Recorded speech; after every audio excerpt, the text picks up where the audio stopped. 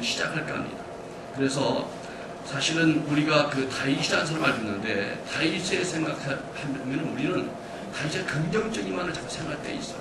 어린 나이에 하나님의 마음에 합한 자라는 그런 막 인정을 받았고 어린 나이에 차기 왕으로 기름 부음을 받았고 또 젊은 나이였지만 골리앗과 싸워서 승리하고 이제 나라의 구국 신비였습니다. 그리고 왕의 부모가 되어서 아주 출세기 탄탄히 열렸습니다.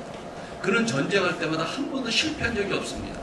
결국 나중에는 그가 그 유대 나라를 통합해서 왕이 되었고 또 전 이스라엘 통합해서 통합왕이 되었습니다. 그래서 다윗 때 비로소 나라로서의 그 강력한 그 체제를 구축하게 되는 거거든요. 그래서 솔로몬이 더 부귀영화는 누렸지만은 다윗이 쌓은 것 때문에 그렇습니다. 마치 우리나라 역사도 보면 강대토왕이 땅을 제일 많이 넓혔습니다. 근데 그 강대토왕의 그 업적을 힘입어서 부귀영화를 누린 것은 그 다음 왕이었습니다. 그런 것처럼 이 다윗 왕은 그 나라의 위대한 영웅이었습니다. 지금도 다윗은 이스라엘의 영웅이죠. 그래서 깃발에도 정말 다윗의 별이 있는 거예요. 이런 다윗 생활 때 우리는 가장 위대한 인물로 생각하지만 그러나 정작 다윗의 가정은 정말 아픔과 슬픔과 상처와 범죄와 칼부림과 형제의 그 잔혹한 죽이는 어떤 그런 것들로 가득 차 있다는 걸 느낄 때 외적으로 다윗은 성공했지만 그러나 내적으로 가정은 불행한 삶이었다는 걸 생각합니다. 이 부정적인 면이 있다는 걸 우리가 봐야 됩니다. 그래서 이 가정의 달에 우리가 돈 많이 벌고 사업이 잘 되고 그런데 뭐예요? 자녀들이 가출하고 불순종하고 교회 안 다니고 그런다면은 내가 외적인 업적을 나타내는 게 무슨 소용이 있겠어요? 겉으로 사람들이 부러워하지만 우리 가정은 다 갈등과 상처가 있답니다. 오늘 다윗의 가정에 대해서 우리 좀 살펴보면서 우리 가정에 대한 설교를 이번 주부터 한 달 시작하려고 하는데 다윗의 가정에 좀 복잡하지만 그 가정사를 좀 역사로 훑어볼 필요가 있습니다. 여러분 다윗은 어린 나이에도 불구하고 하나님의 마음에 합한다는 칭을 들었습니다. 그리고 그의 자녀들이 대대로 왕이 되는 위대한 가문을 일으켰죠. 그러나 정작 다윗은 자기 자녀들에게는 좋은 아버지가 되지 못했습니다. 그래서 자기의 자녀들을 불행하게 만들었고 서로 범죄하게 방조한 사람이었습니다. 그 대가를 아주 혹독하게 치러야 됐습니다. 이 다윗은 정실 부인만 8명입니다.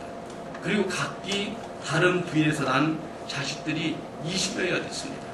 얼마나 복잡합니까? 그 중에 다윗의 장남은 암몬이었습니다. 그는 장자로서 아주 다윗의 총애를 받고 차기 왕감으로 이미 인정되고 있었습니다. 그런데 여기서 이제 일이 터지기 시작합니다. 이 장차의 왕이 될 암몬이 한 여인을 사랑하게 되는데 이 여인은 베라는 동생 다윗의 세 번째 아들 압살롬의 여동생 다말입니다.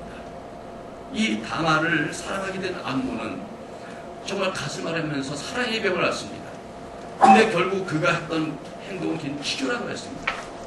다말에게 자기 병문안을 오게 해서 과자를 가지고 오게 한 다말을 강제로 성폭행함으로써 그를 범하고 자기 여자로 삼으려고 했습니다.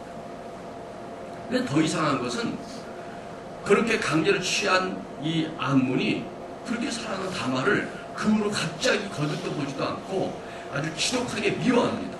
그리고 결국은 다말을 강제로 내 길거리에 쫓아버리고 아주 비참하게 아주 버려버립니다. 이 일을 알게 된 오빠 압살롬의 마음이 어떻겠습니까? 이 압살롬은 다말을 진정시키고 자기 집에 머물게 하면서 마음의 상처를 다스리게 하고 그런데 신기한 것은 이 압살롬이 자기의 그 배다른 형 암몬에게 어떤 이 동생에 대해서 문제를 따지지 않는 거예요. 잘잘못을 따지지 않아요. 아니 자기 친동생이 이런 꼴을 당했는데 오라비가 아무 말도 안 하고 그냥 지난다는 것은 있을 수가 없는 일이죠. 그런데 이 일이 있거나 2년이 지났는데 어느 날 압살롬이가 양의 털을 깎는 행사를 한다고 하면서 자기 형제들을 초청합니다.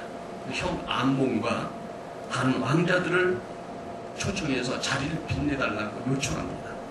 그날 잔치에 참여한 암몬과 다른 왕자들이 술에 취하여 몸을 가눌 수 없을 때 미리 준비한 종들을 통하여 이 암몬을 죽여버립니다. 복수를 한 것이죠. 이 다말을 짓밟은 암몬에게 복수하기 위해서 2년 동안 압살롬이 칼을 갈고 있었던 것이죠. 그리고 압살롬은 자기 외가로 도망가 버립니다. 그리고 그 3년을 지냅니다. 근데 이 다윗은 암몬을 너무너무 사랑했고 이 장자를 굉장히 사랑했어요. 아주 편애했죠. 이게 문제가 됐습니다. 암몬을 너무 사랑하고 편애했기 때문에 암몬이 자기의 배다른 누이 동생 다말을 범했을 때도 화는 내고 몇 마디 야단을 쳤지만 별다른 조치를 취하지 않았습니다. 그렇기 때문에 압살롬의 마음에 더 상처가 굴렀던 것이죠. 이를 아버지로 공정하게 처리하고 단호하게 조치를 해줘야 다른 형제들 마음이 휴식되지 않겠습니까? 근데 암몬을 사랑했기 때문에 암몬을 갖다가 야단을 쳤지만 별다른 조치를 하지 않았습니다. 이것이 다른 형제들에게 마음에 큰 상처를 준 것이죠. 그뿐 아니라 압살롬이가 이렇게 도망갔는데 암몬을 죽여버린 그 미움 때문에 압살롬을 용서하지 않습니다. 그리고 그를 찾지 않았습니다. 그렇게 3년이 지나버린 거예요. 그러니까 가족사가 뭔가 얼룩지기 시작했습니다. 그러나 세월이 지나면서 다윗의 마음이 변합니다. 죽은 아들은 점점 잊혀져 가고 또 멀리 있던 압살롬 생각이 자주 나기 시작합니다. 이것을 알게 된 요압이라는 장군이 다윗과 그 요나단 사이를 압살롬 사이를 왔다 갔다 하면서 중재를 나갔고 다시 집으로 올 수 있도록 허락을 받아냅니다. 그래서 23절과 24절을 보니까 이런 말씀이 나옵니다. 요압이 일어나 그슬로 가서 압살롬을 데리고 예루살렘으로 오니 예루살렘 왔어요. 근데 왕이 하는 말이 그를 그의 집으로 물러가게 하고 내 얼굴을 보지 못하게 하라. 난 그 얼굴 보고 싶지 않다는 거야. 압살롬은 아직 보고 싶지 않아. 돌아오긴 했지만 아직은 보고 싶지 않다. 그래서 압살롬이 자기 집으로 돌아가고 왕의 얼굴을 보지 못했다 하십니다. 그리고 나서는 이 압살롬이 왕의 얼굴을 보지 못한 세월이 지나면서 뭔가 잠잠해 보인 것 같지만 여러분 압살롬을 다시 오라고 하는 다윗이었습니다. 근데 정작 부르고 나더니 얼굴도 안 봐요. 아니 얼굴도 안 볼 거면서 왜 불러들였겠어요? 압살롬 입장을 생각해 봅시다. 자기가 암몬 형을 미워해서 없애버리겠지만 자기 잘못한 말이죠. 그래서 숨어 있었던 거고 조용히 지낸 것이죠. 그러나 언젠간 아버지 날 불러줄 거라 생각했는데 너무 세월이 오래 갔어요. 그래도 세월이 지났지만은 다시 왕이 오라니까 마음이 얼마나 설레겠어요. 다시 내가 복귀할 수 있구나. 아버지가 좀 이제 분노를 푸셨구나. 그리고 아버지한테 내가 잘못했다 그러고 변명을 좀 하고 정말 다시 한번 이제 그 행복했던 옛날로 돌아가겠다. 이런 마음을 가졌겠죠. 그런데 3년 만에 만나는 아들을 얼굴도 안 보다니 아버지가 또 그러면 안 되죠. 아직도 암몬 형에 대한 그 편애 때문에 그 사랑 때문에 그 미워해서 보지 않는다는 거죠. 시간이 압살롬을 견디기 힘들었습니다.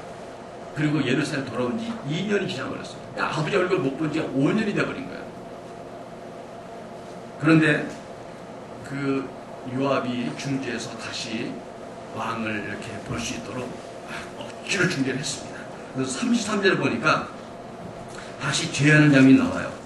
요압이 왕께 나가서 그에게 아뢰매 왕이 압살롬을 부르니 그가 왕께 나가 그 앞에서 얼굴을 땅에 대어 그에게 절하매 왕이 압살롬과 입을 맞추니라.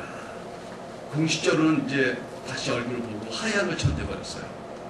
자 여러분 5년 만에 아버지와 화해 입맞춤을 했으니 압살롬 마음도 좀 풀어지고 다윗의 마음도 풀어졌지 않겠습니까?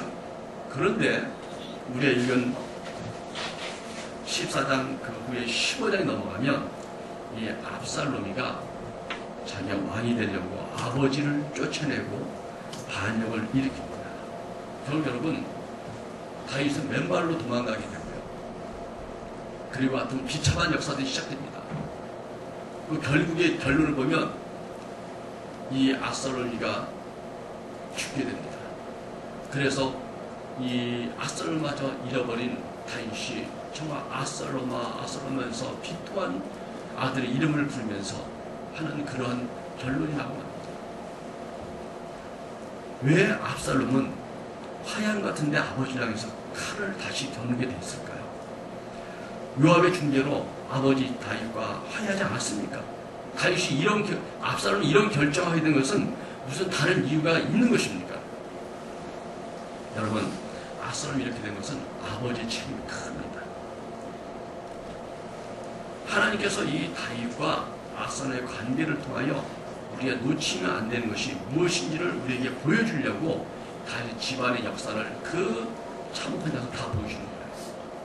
압살롬이 이렇게 된 것은 그 아버지 다윗이 자식에 대한 사랑이 잘못됐기 때문에 그렇습니다.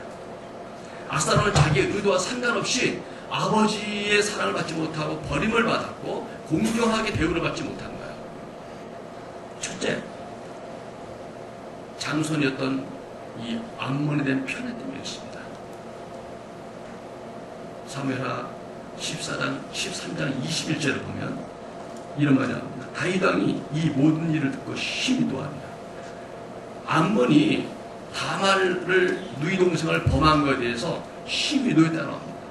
그리고는 끝입니다. 다른 조치 하나도 없었습니다. 그러니까 말 왼바디 야단친 거 외에는 더 이상 암몬한테 조치 안 했다는 거. 이거는 명백하게 장자를 편애한 것 때문에 그걸 편들어준 거죠. 다른 형제들이 억울한 거예요. 억울한 거예요. 그래서 이 암몬의 편애 때문에 다른 자식들이 자신들의 상처와 아픔에는 치유하지 못했다는 거죠. 그래서 이 암몬의 미움 때문에 압살롬을 만났을 때도 형식적이고 거짓으로 대변한 거예요. 요압이 하도 간척하니까 왕이요, 지금 이 문제 때문에 온 조정에서 지금 왕자들 눈치를 보고 있습니다. 왕이 어떻게 처신할지 그에 눈치를 보고 말도 못하고 숨기고 있습니다. 압살롬은 원망하고 있고 저기서 있는데 이것 때문에 지금 이 왕과 체면이 말이 아닙니다. 왕이가 자비를 베푸셔서 압살롬 마음을 좀 이해하시고 좀 불러들여서 그의 마음을 풀어주고 다시 한번 형제들을 좀 이렇게 다스리시고 공정하게 하셔서 나를 다스리지 않겠습니까 하는 요압의 중재로 할 수 없이 체면 때문에 불려드렸지만 2년 동안 외면하다가 그래서 5년 만에 입맞추면서도 모두에겐 그럴듯하게 보였지만 압살롬은 아버지의 차가운 그 얼굴과 그 딱딱한 말에 그 상처를 받았고 잊을 수가 없게 된 거죠.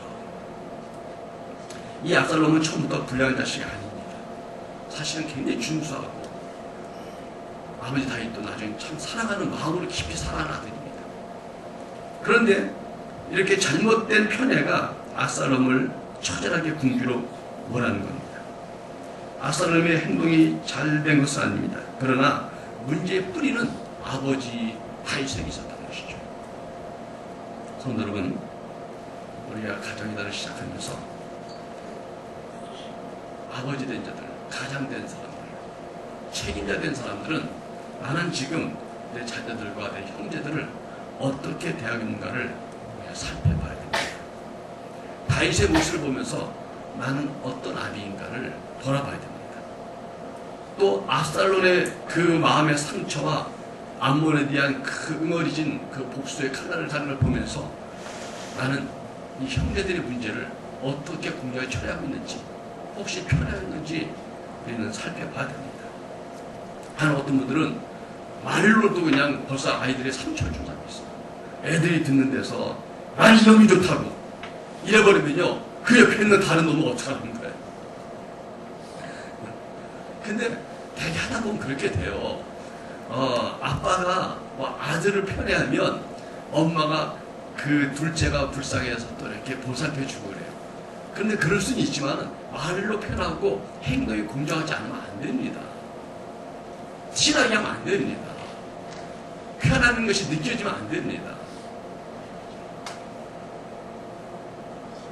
지금 많은 가정들이 이런 문제로 몸살하고 있습니다. 사실 여기 계시는 우리 가장들도 나이가 들었지만 어릴 적에 돌아보면 부모님의 편애로 말미암아 서러운 사람들, 속상한 사람들, 말로 상처받은 사람 많습니다. 그로 인해서 나도 모르게 짜증낸 말이 나오고, 또 내가 자녀를 키우다가 뭐가 잘못되면 아유,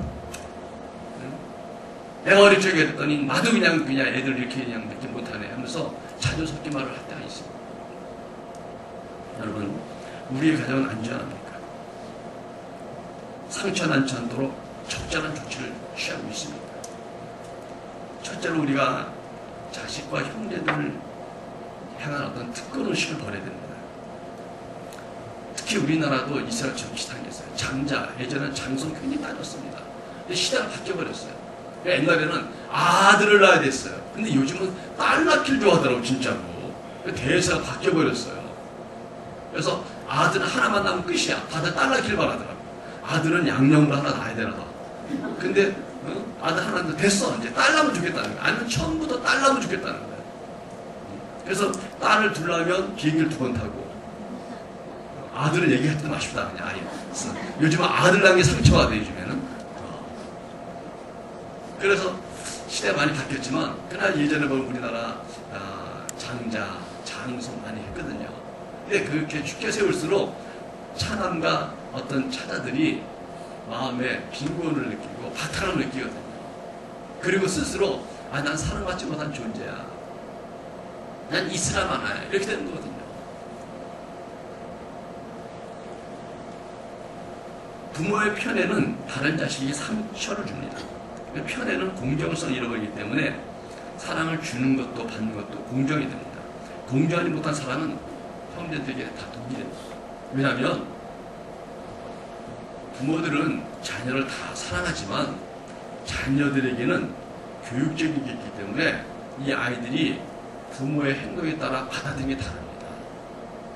그렇기 때문에 칭찬을 많이 듣고 인정을 받은 아이들은 자신감을 느끼고, 그렇지만은 비난을 많이 듣고 차별을 당한 아이들은 마음에 어떤 열등감을 느낍니다. 그래서 모든 행동할 때도 불안하고 자기를 믿지 못해요. 내가 잘할 수 있을까? 난 집에서 야단만 맞았는데, 난 맨날 못한다고 책만 만들었는데, 이런 자신감이 없기 때문에 어떤 일 하다가 끝까지 하지 못하고 꺾여요. 아유, 나는 틀렸어, 나는 안 돼, 나 같은 게 뭘 하겠다고 그러면서 꺾일 때가 많습니다. 그리고 자식들이 잘못할 때가 있죠. 잘못할 때는 이걸 공정하게 처리해야 됩니다. 책망도 확실하게 하고 다시 또 일으켜줘야 됩니다. 왜? 자식이 책망만 끝나면 마음에 상처가 돼서 이제는 그 회복을 못하잖아요. 다시 또 세워주고 격려해서 다음에 더 잘할 수 있도록 해줘야 됩니다. 이 잘못을 책망하는 것 다시 또 세워주는 것도 다 부모 몫입니다. 아예 부모 자식 간에 무슨 용서야? 아니요. 확실하게 말을 해줘야 용서가 되는 거예요. 확실하게 격려해야 격려가 되는 것이죠. 그냥 느낌으로 넘어가면은 내 느낌은 용서했다고 느낌을 줬는데 정작 자녀들은 용서받지 못했다고 느낄 때가 있거든요. 여러분, 저도 예전에 사람들 만나보면 저에 대한 평가가 다르더라고요. 어떤 사람은 나를 굉장히 좋게 보더라고요. 나 좋게 봐요. 근데 어떤 사람은 나를 냉정해 보더라고요. 그래서 왜 이렇게 평가가 갈릴까 했더니, 제가 웃을 때 보면은 사람들이 좋다고 보더라고요. 근데 인상을 쓰고 다 있으면 바늘로 찔러도 피 한 번 안 나올 사람이라고 그러더라고요. 피 나요. 저 많이 나요. 저도 많이 아파. 근데 사람들이 표정에 따라서 느낌이 다른 거야. 나는 용서했다, 자녀들을 풀어줬다 생각하는데 아이들은 그렇게 못 느낄 수 있다는 거죠.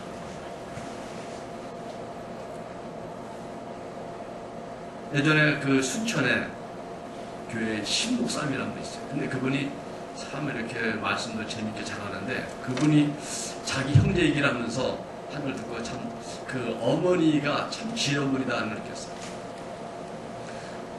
그 부모님들이 9 형제를 낳은 거예요. 얼마나 북적거렸겠어요. 근데 그 어머니가 이제 돌아가신 거죠. 신목사님 어머니가 돌아가신 거예요. 장례식장에 이제 형제들이 다 왔잖아요. 근데 한참 이렇게 잘 지내다가 티격태격 하더래. 그래서 무슨 말로 튀었거리나 했더니 형제들이 무슨 말을 하니까 어떤 형이 말한 거죠. 야, 어머니는 정말 나를 최고로 사랑하셨어. 그래서 아주 안쓰러워하니까 형 무슨 말이야? 어머니는 나를 더 사랑했어. 야야 너희들 무슨 말이냐? 야 어머니는 나를 제일 사랑했어. 하여튼 형제들이 서로 어머니가 나를 사랑했다고 싸우는 거예요. 무슨 소리냐? 그래서 어머니가 자기가 행거 뭐 이런 격려했던 걸 쫙 말하더래요. 그래서 알고 보니까 이 어머니가 공정하게 사랑하는데 여러분 공정할 때 우리가 어떻게 생각하냐면 똑같이 이렇게 하는데 그게 아니에요. 공정하다는 것은 한 명 한 명을 아주 진짜로 사랑하는 거예요. 한 명 한 명. 그게 공정한 거예요. 그러니까 뭐가 있으면 똑같이 나눠주고 무슨 숫자로 이렇게 공평하고 법대로 이게 아니라 사랑을 똑같이 최선을 다해 주는 거예요. 그러니까 아이들이 느끼기는 엄마가 나를 제일 사랑한다 느끼는 거예요. 다들. 왜요? 엄마는 내가 속상한 거 있으면 많이 얼마갖고 속상했지. 그래 그 형이야 못됐어. 힘들었어? 확 이래주니까 엄마는 나를 한 번도 불공정하게 한 적이 없어. 내가 힘들 때 항상 돌봐줬어. 또 어떤 때는 내가 잘못하면 그 갖다가 혼도내고 책망도 하고 그걸 분명히 했다고. 그러니까 엄마는 나를 아주 유심히 봤구나.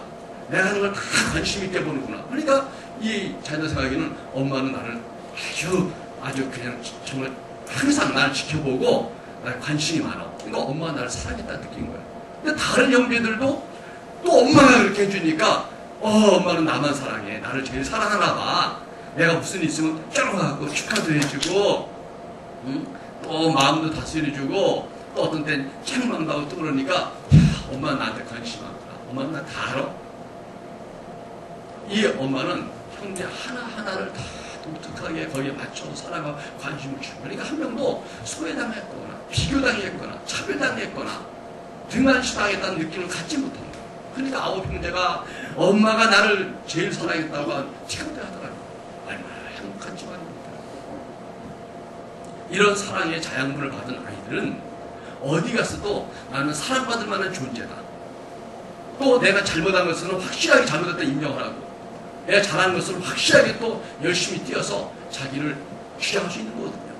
그러나 엄마가 잘했단 말도 안 하고 잘못했단 말도 안 하면 내가 뭘 잘하고 내가 못하는지를 몰라요. 어디 가서라도 내가 잘한 것을 열심히 하려는 의욕이 없어. 왜?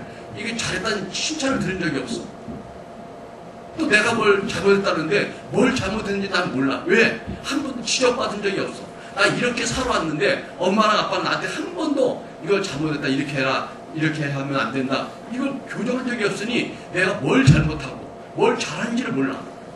내 기준이 없으니까 어디 가서 살면서도 내 고집대로 할 뿐이지 내 자신을 객관적으로 보지 못해. 왜? 어릴 적에는 부모 말하면 듣지만 나이가 들면 고집이 세갖고요 안 듣습니다. 상대가 옳은 거 알아.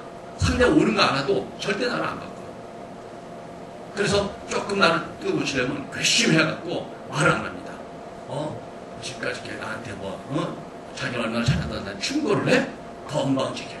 이러면서 어른 되면 안 바뀌거든요. 그러니까 어릴 때부터 토양을 잘 해줘야. 그러니까 위대한 사람들 보면요. 그런 데이 큰 게 뭐예요? 그릇이 크다는 게 뭐예요? 잘못하면 잘못하면 확실하게 하는 거고 잘하면 자기가 열심히 정말 죽더라도 그 일을 하는 이런 것들 아니에요. 이게 분명히 공정하고 그릇이 커야 되는 것이지 모든 것이 애매해. 모든 것이 불분명해. 이것은 잘못된 결과일 수 있죠. 여러분 우리 예수님의 사랑도 얘기할 때 십자가의 사랑은 우리의 모든 죄를 담당했다 그러는데 모든 죄를 담당했고 그분이 우리의 모든 죄를 용서하셨기 때문에 우리는 가만히 있어도 용서하는 거 아닙니다. 주님의 그 십자가의 용서를 받으려면 우리가 우리 죄를 인정하고 회개할 때 용서가 이루어집니다. 많은 사람들이 십자가의 사랑을 그러면 무조건 사랑이고 무조건 용서니까 내가 죄를 짓고도 가만히 있어도 용서받는 거다. 아니에요. 본인의 죄를 인정하고 회개할 때 용서가 주어진 것이죠. 죄를 인정하지 않고 자기가 죄인 것도 알지 못하고 계속 죄를 짓고 계속 고집을 피우는데 주의 십자가 용서 그려주는 거 아닙니다. 우리들도 자녀 다 사랑하지만 자녀들이 어떤 애는 고집이 있어요. 그래서 정말 잘못했는데 고집을 그럴 때는 꺾어야 됩니다. 잘못된 거 좀 꺾어야 됩니다. 꺾지 않으면 걔는 고칠 수가 없습니다. 그러나 옳은 것으로 고집을 피울 때는 실천해야 됩니다. 실천해야 됩니다. 우리나라의 그 김동길 교수라고 그분이 있잖아요. 그분이 어릴 적에 그 얘기잖아요. 자기는 걔 잊혀지지 않는다. 어릴 적에 자다 일어났는데 엄마 나 물. 그랬더니 그래. 목이 마르구나. 얘가 물을 마시더래. 그래서 이러더니 엄마 이 물 여기다 부을 거야. 요를 깔아놨는데 부을 거야. 엄마는 가만히 있더니 그래 부어라. 그래서 자기는 붓고 잤대요 그냥. 그리고 끝난 거예요. 이게 무슨 얘기니까 아이가 죄가 짓는 거 아닌 이상은 아이가 하고 싶은 것을 부모는 허락한 거죠. 그러니까 길을 살려준 거예요. 그러니까 자기가 그 독재와 그 잘못된 그 압제 속에서도 고집을 피울 수 있는 이유가 애가 옳다는 것에 대해서는 꺾이지 않게끔 난 부모에게 받았다는 거예요. 우리는요 부모의 기분대로 애를 꺾기도 하고 기분대로 살려줍니다. 그러면 안 돼요. 아이의 기준에서 옳은 걸 살려주고 아이의 기준에서 나쁜 것을 꺾어버려야 되는 거거든요. 근데 부모의 기분에 따르니까 아이는 엄마 눈치를 봅니다. 아빠 눈치를 봅니다. 왜? 아빠가 기분 좋으면 사줘. 아빠가 기분 나쁘면 이유 없이 매를 맞아. 그러면 아빠 기준에 맞추는 인생, 의존적인 인생이 되는 거예요. 여러분, 하나님의 말씀이 우리 중요한 이유가 뭐예요? 하나님의 말씀 변치 않는다 그러잖아요. 그러니까 우리가 하나님의 말씀이 변치 않으니까 그 말씀에 따라 살면 복받고 그 말씀대로 잘못되면 또 화를 당하는 것이 정확히 돼 있잖아요. 그러니까 우리는 하나님에 대해 의심할 이유가 없어. 하나님께서는 확실해. 근데 우리의 부모는 어떻습니까? 우리 부모는 변해요. 기분에 따라 변하니까 항상 부모 눈치를 많이 다 있대요. 그래서 애들이 용돈 탈 때도 언제 용돈을 타야 되는지 아이들이 다 알아요. 언제 타요? 그래도 월급날 같은 때. 애들이 계산해서 월급날 언제일까요? 그리고 그때쯤 되면은 뽀렷하면 그때야. 엄마가 돈 생길 때 다 알아. 그러고 있다가 그때 엄마! 하면서 가서 해야지 도탄하고 엄마의 기분과 엄마 사랑에 맞춰서 의존적인 삶을 사는 거예요. 아이의 필요에 따라서 용돈을 구해야 되죠. 용돈을 잘못 쓰면 혼이 나야 되죠. 엄마의 기준이 확실해야 돼, 교육적으로. 아빠의 기준이 확실해야 돼. 그러나 엄마, 아빠가 변하는데 아이들이 눈치 보는데. 그러니까 자꾸 세상에서 애들이 눈치는 빨라지는데 자기 기준이 없는 거예요. 자기 기준이 없는 거예요. 하나님의 말씀은 법이라고 했습니다. 하나님의 말씀은 내 발에 길이 되고 빛이 된다 했습니다. 하나님의 말씀을 가진 자는 하나님 눈치 볼 필요 없어요. 하나님은 확고부동하시고 그분은 옳고 그름이 정확하시고 그걸 믿고 그대로 인생을 살아가는 거예요, 여러분. 아이들이 부모 눈치를 보는 게 아니라 아이들은 세상을 보고 눈을 부릅뜨고 전진하도록 만드는 것이 부모의 역할인 겁니다. 그러기 위해서는 부모님들의 공정한 사랑, 그러면서 깊은 사랑, 아이에게 맞는 정말 그의 신경을 움직이는 사랑이 우리에게 필요한 거 아니겠습니까? 요즘 세상이 점점 복잡해지면서 부모랑 같이 시간을 보내기가 좀 어려워지고 있습니다. 그렇다면 어릴 적에는 그래도 부모의 통제가 있기 때문에 어릴 때 더 중요하게 되어 있습니다. 요즘 어린 나이에 유학 보내버리잖아요. 어린 나이에 기숙사 보내잖아요. 그러니까 내 품을 떠난 그 순간 부모의 영향이 없어집니다. 그 전에 우리 아이들이 확고한 하나님의 말씀과 신앙과 부모의 올바른 교육과 그 방침을 전수할 수 있는 우리 교회 성도님들 되시기를 간절히 좀 축원합니다. 기도하겠습니다.